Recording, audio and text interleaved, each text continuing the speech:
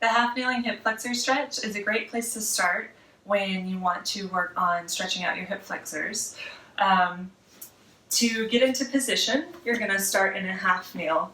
And a good half kneel, you're going to have each knee at 90 degrees. So this knee's right on top of that ankle, and then your supporting knee is right under your hip.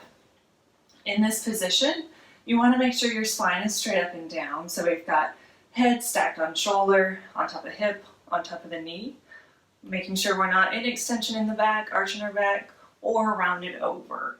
So nice and tall. Now even with a straight spine, this position really doesn't feel like anything right now, so I'm going to show you some pointers to make sure that you feel the stretch in your hip flexors and potentially even down the front of your quad. Number one is make sure that this back toe is curled under like that. That's going to help elongate the muscle. And then number two, keeping the hips square. You're going to imagine you have a big belt buckle on and you're trying to pull that up.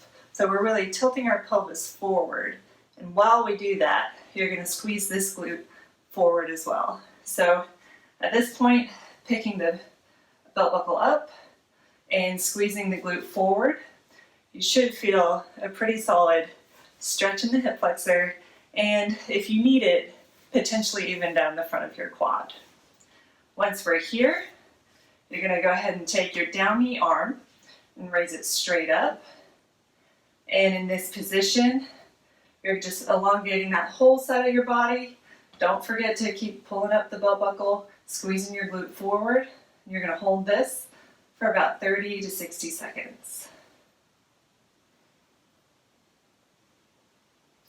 I'm not going to hold it for a full 30 to 60 seconds for the video, but I am going to go ahead and flip around.